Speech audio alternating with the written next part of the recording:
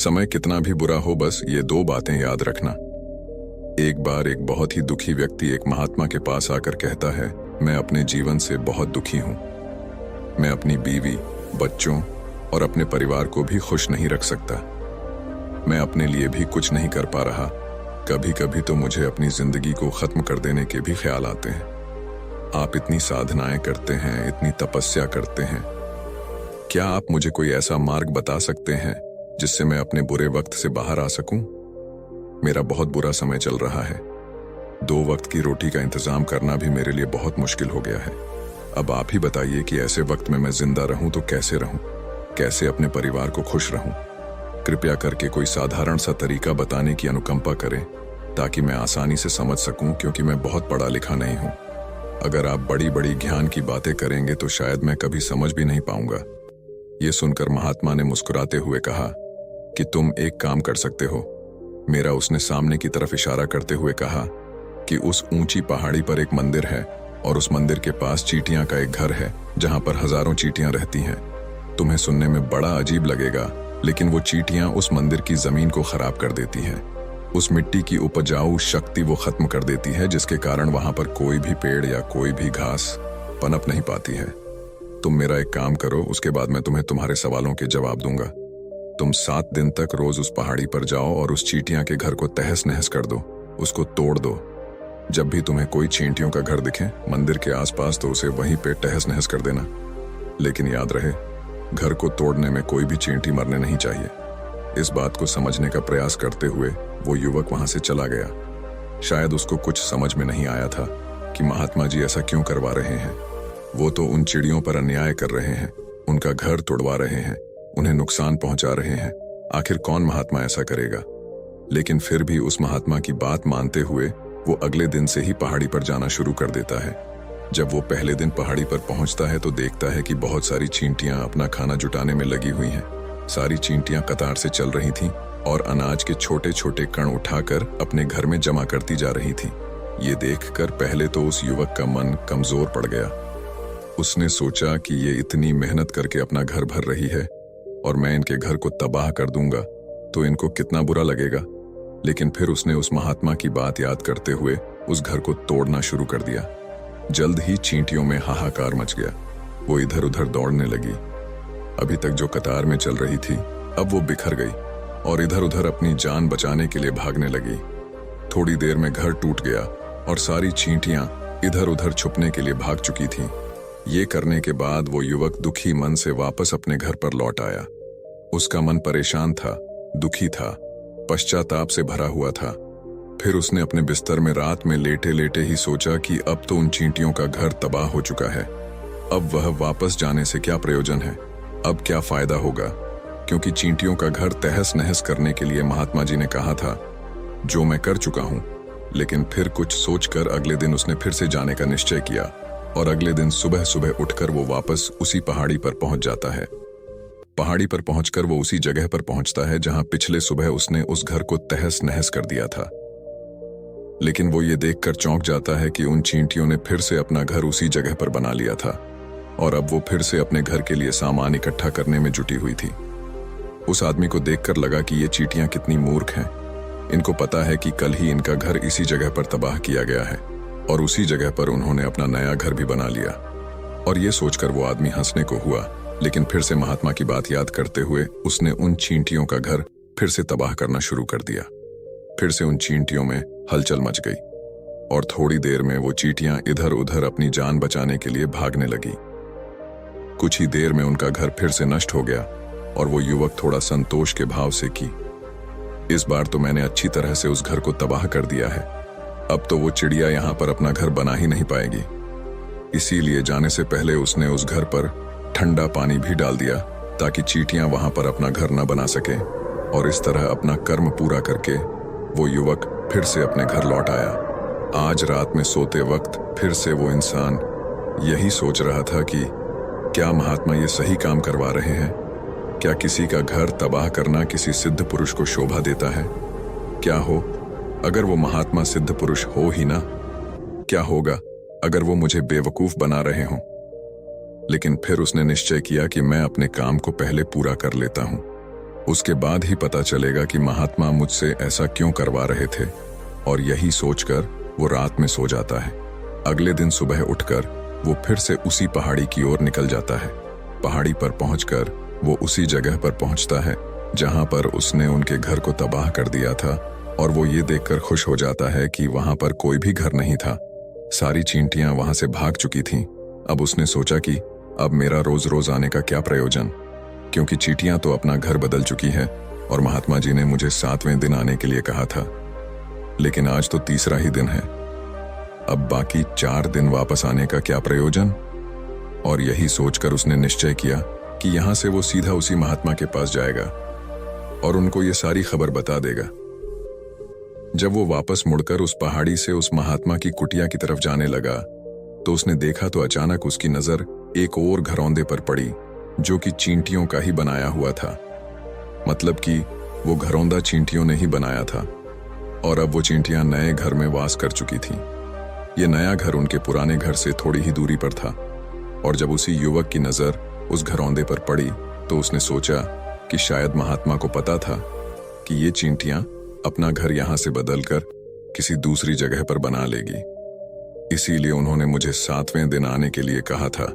और ये विचार करके वो उसका नया घर भी तोड़ने के लिए पहुंच जाता है। जब वो वहां पहुंचा तो चींटियां उसी तरह अपने कार्य में लगी हुई थीं। वो अपने लिए खाना इकट्ठा कर रही थी और अपने घर में जमा करती जा रही थी जो पुराना घर टूटा था। वहां भी अनाज के कारण बचे हुए थे और चींटियां वहां से भी अनाज इकट्ठा कर करके वापस अपने नए घर में ला रही थीं।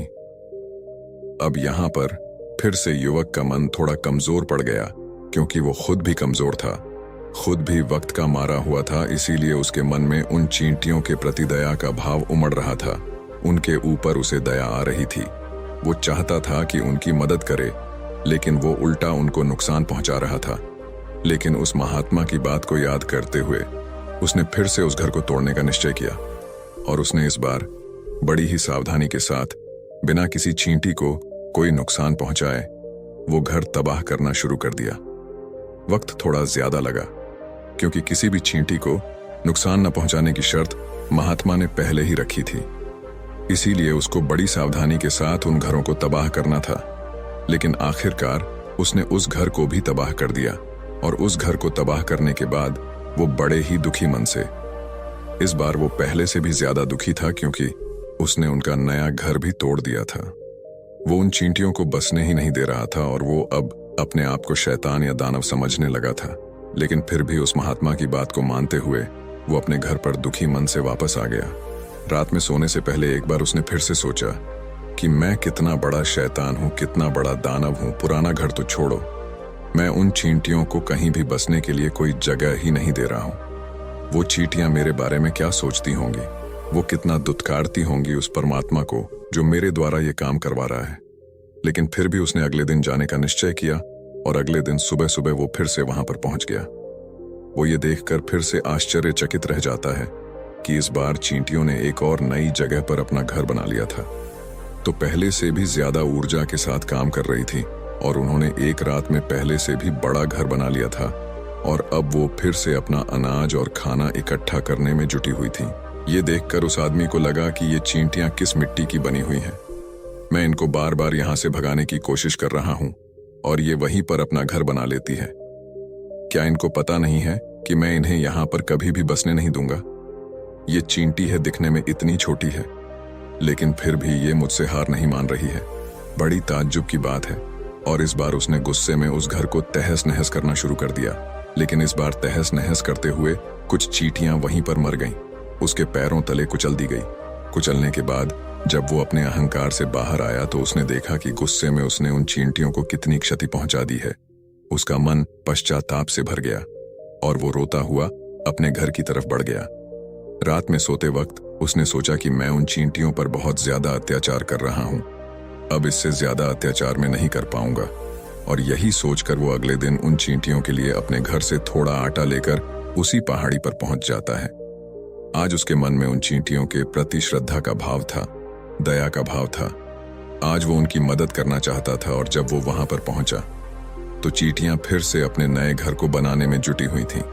उसने बड़ी ही करुणा के साथ उन चींटियों को अपना लाया हुआ आटा खिलाया और अगले 3 दिनों तक वो ऐसा ही करता रहा। वो रोज सुबह जाता और उन चींटियों को अपने हाथों से आटा खिलाता। 7 दिन के बाद वो युवक उस महात्मा के पास पहुंचकर हाथ जोड़कर बोलता है कि हे महात्मा जी, मुझे माफ कर देना। मैंने उन चींटियों का घर तबाह करने के लिए बहुत कोशिश की। मैंने उनका घर तबाह किया भी, एक बार नहीं 4 बार मैंने उनका घर तोड़ा। उसके बाद मैं हिम्मत नहीं कर पाया, उनके घर को नहीं तोड़ पाया। मैं समझ सकता हूं कि मैंने आपका काम पूरा नहीं किया और इसके बदले आप मुझे वो तरीके भी नहीं बताएंगे जो कि मुझे मेरे बुरे समय से बाहर निकाल सकते हैं। लेकिन मुझे इसका कोई खेद नहीं है। मुझे लगता है कि मैंने जो किया वो सही किया, इसीलिए मैं आपसे आज्ञा लेकर वापस जा रहा हूं। कृपया मुझे वापस अपने घर जाने की आज्ञा दीजिए। ये सुनकर महात्मा ने मुस्कुराते हुए कहा कि अरे बेटा, कहाँ चल दिए? रुको तो सही, जलपान तो कर लो, थोड़ी देर ठहर जाओ, उसके बाद चले जाना। और ये कहकर वो महात्मा उस युवक के लिए पानी लेकर आते हैं। पानी पिलाने के बाद महात्मा उस युवक से पूछते हैं कि तुम मुझे ये बताओ कि आखिर तुम उन चींटियों का घर तबाह क्यों नहीं कर सके?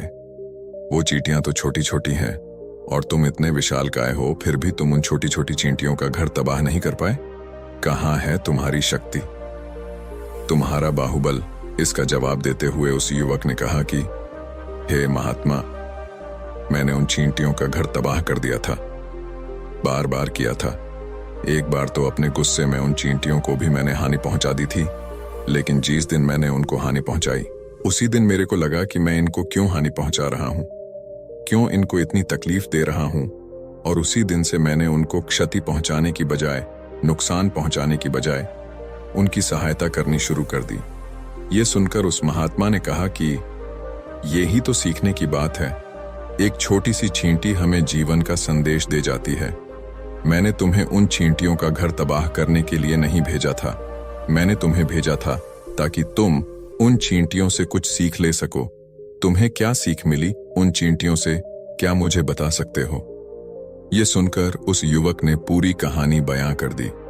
पूरी कहानी सुनने के बाद महात्मा ने मुस्कुराते हुए कहा कि बेटा, पहली सीख जो इन चींटियों से लेने की थी वो ये थी कि तुमने कितनी ही बार उनके घर को तोड़ने की कोशिश की, कितनी ही बार प्रयास किया कि उनका घर तबाह हो जाए, लेकिन वो हर बार अपना नया घर बना लेती थी। उन्होंने कभी भी हार नहीं मानी। अगर वो हार मान लेती तो वो चींटियां तुम्हें वहां पर नहीं मिलती। जीवन कार्यशीलता का नाम है, कर्मशीलता का नाम है, लेकिन हम मनुष्य 1-2 बार हार मिलने पर ही टूट जाते हैं, हताश हो जाते हैं और फिर जीवन में प्रयास ही नहीं करते। और कुछ लोग तो अपनी जिंदगी को खत्म करने पर उतारू हो जाते हैं।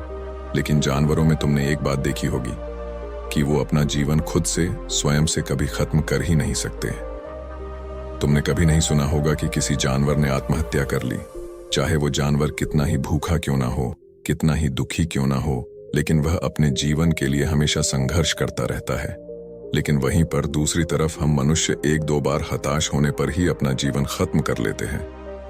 जीवन तो कर्मशीलता है, कर्म करने का नाम है जीवन, और मृत्यु आखिरी विश्राम है, परम विश्राम है।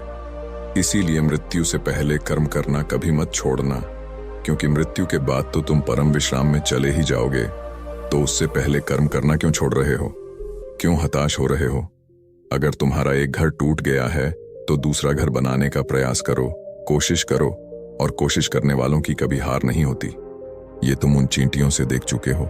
देखने में तुमसे कितनी छोटी है वो चींटियां और तुम इतने बड़े हो, लेकिन उनका मन तुम्हारे मन से इतना बड़ा है, इतना विशाल है, इतना दृढ़ संकल्प ही है कि इतनी बार घर टूटने पर भी उन चींटियों ने कभी हार नहीं मानी। दूसरी सीखी यहां से लेने की थी, वो ये थी कि जब भी हमारे ऊपर बुरा समय आता है, हमें लगता है कि ये समय कभी नहीं जाएगा, ये समय मेरे जीवन को बर्बाद कर देगा, मुझे कभी नहीं जीने देगा। और अपने इन्हीं ख्यालों से, अपने इन्हीं विचारों से, जिनका असलियत में कोई भी अस्तित्व नहीं है, वो सिर्फ विचार है, और वही विचार हमारे मन को दुखी कर देते हैं और इसीलिए हम प्रयास करना भी छोड़ देते हैं। लेकिन तुम खुद सोचो कि बार बार प्रकृति हमें क्षति पहुंचाएगी, नुकसान पहुंचाएगी, लेकिन कब तक पहुंचाएगी?